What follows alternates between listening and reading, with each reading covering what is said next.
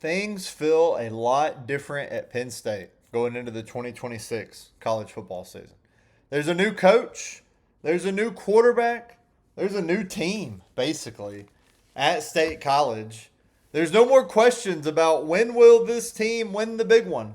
Not because they won the big one, because James Franklin's no longer the coach. He's at Virginia Tech, and Matt Campbell has come over to be the head coach of this Penn State team, brought half of the Iowa State roster with him, it feels like. So it's a new feel. And I think a lot of people are questioning how good they're going to be. There are certainly preseason prognosticators who are really, really good at their job that believe that Penn State is going to be a fringe top 25 team this year. Others not quite as strong on Penn State, have them just outside the top 25, But no matter how you feel, I think this team is going to be very interesting. So, guys, you're listening to the You Think You Know Sports podcast. We continue to make our way around the country. We're working through the Big Ten right now with all of our previews. We've had the videos up. We still got to do all the web write-ups for these teams. But today we're talking about Penn State. I certainly hope that you'll hit the subscribe button to this podcast and hope you'll find us on social media at You Think You Know Sports. Also, hope you'll visit youthinkyouKnowsports.com, where we'll have a ton more on each of these teams. So now that Campbell has come over, I like to look back a little bit on the previous year, but I don't know that that really helps you with Penn State. You got a new coach. You got a completely different looking team. But last year they averaged 29 points per game, 353 yards per game. Not in the top 35 of either stat. Yards per game paled in comparison to its points per game. Penn State certainly scored more than it should have based on advanced analytics there. They ran the ball 57% of the time, number 31, and they only threw the ball 25 times per game, number 117. So how does that compare to what they did under Matt Campbell at Iowa State last year? The Cyclones averaged 24.9 points per game, which was worse than Penn State. They had a lot more yards per game, about 30, and we're number 69 in that category. So, we're looking at a team in Iowa State that couldn't score enough on offense either to win the Big 12. Rocco Becht has come over to be the quarterback, and I really like Rocco Becht. We talked a lot about Iowa State on my daily show last year with them playing the opener against Kansas State in Dublin. There was so much talk about Becht. There was so much talk about Matt Campbell and about this possibly being a Big 12 contender in Iowa State. And I'm a fan of Becht. He's not going to lead the nation in passing. Now watch him go do it. But he's certainly going to keep you in a position to win games.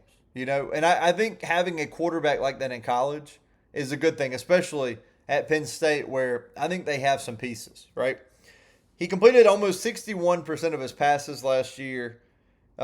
He's thrown over 1,100 passes. So he's completed almost 61% of his passes in his career. Let me get that right. On over 1,100 passes. I mean, he has thrown the ball in college as much as any player in college football coming back next year, okay? He has 64 touchdowns, 27 picks in his career at Iowa State. He was under pressure on 40% of his throws last year. He threw no touchdowns and 4 picks in those situations. 0 touchdowns, 4 picks.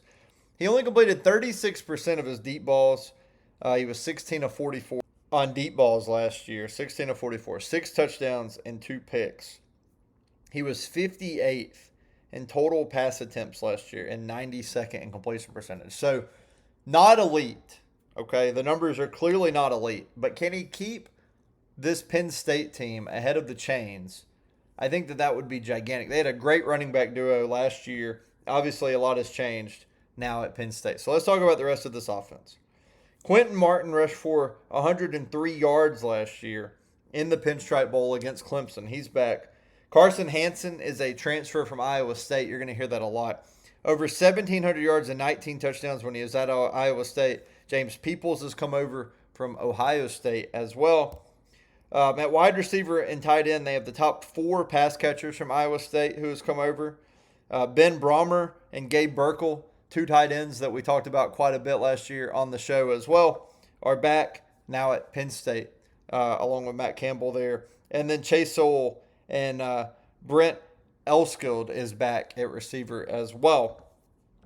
So Iowa State with Campbell, it's not like they don't know each other. These guys have all come over together.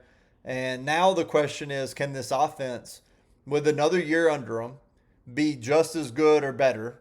Need to be better, really, to compete in the Big Ten. And can they do it against a better schedule? And I'm not hating on the Big 12 schedule at all, but playing in the Big Ten is obviously a little bit of a different animal. So they've come over, they're going to change uniform colors, and I would say they're going to play a much tougher schedule overall. The top 4 Iowa State tacklers from last year transferred to Penn State as well. This Iowa State defense last year gave up 21 points per game, and 370 yards per game. So 21 points per game, 370 yards per game. It's not all Iowa State players, but I think it's interesting to use Iowa State as a reference point rather than using Penn State. Look, there are only 2 guys back on offense and defense, 4 total. Davion Collins and Zion Tracy are back from Penn State in the defensive secondary, but they add Cooper Abel, they add Tony Rojas at linebacker as well. Caleb Bacon is over as well from Iowa State. Marcus Neal is over to play defensive back. He was all Big 12 last year, all Big 12 third team last year for Iowa State. They have 4 transferred defensive tackles who will come over as well as they try to get bigger and stouter on the defensive line. 3 of their first 4 games are at home. They play Marshall, Buffalo, and Wisconsin at home. The one road game in that stretch is their second game, September the 12th at Temple.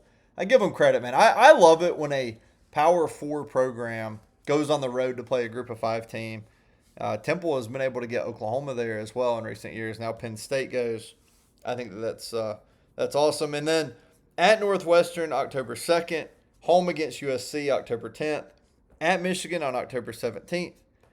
They host Purdue October 31st on Halloween. They go to Washington November 7th. Home games against Minnesota and Rutgers follow on the 14th and 21st of November. And they finish the year at Maryland on November the 28th. So going back and recounting that, look who's not on this schedule, right? There's no Ohio State on this schedule. There's no Oregon on this schedule. There's no Indiana on this schedule. Now, they do get USC, but that's a home game. They do go to Washington. They also do not, or actually, they do play Michigan on the road. I was about to say. No, so none of the top 3, though, right? There's no Ohio State. There's no Oregon. There's no Indiana. And if you look at the first 5 games, Marshall, Temple, Buffalo, Wisconsin, Northwestern, Penn State fans are going to expect to be 5-0 before they play USC and Michigan back-to-back. And I think that's where we really find out what this team is. When you get to those games, October the 10th, USC coming to Penn State, that's a long trip for the Trojans. That's the kind of game where you expect to be 5-0 going into it, and we'll see what you got. Then you got to go to Michigan the next week, right? So I'm fascinated to see what happens. Again, I like Rocco Becht a lot. I like that they brought over so many guys from Iowa State. I think there's a lot of continuity there. But this is a program that went 3-6 last year in the Big Ten. Obviously, Drew Aller got hurt. James Franklin got run off. So they were a better team than that. Started the year in the top 5 on paper. They looked great. Just could not keep it together. Lost that game to UCLA, which was crazy. Nobody saw it coming. So we'll see what happens. I mean, I think the schedule works out well for them. And again, I love the experience they have been able to bring in. So, guys, I'd love to hear from you in the comments of whatever social media you follow me on. Hope you'll subscribe to this podcast and certainly appreciate all the support as we continue to make our way across college football. I want to get into the NFL soon as well, so hope to do that. Thank you guys for listening. Hope to see you on the next podcast as we get into Purdue here on the You Think You Know Sports podcast.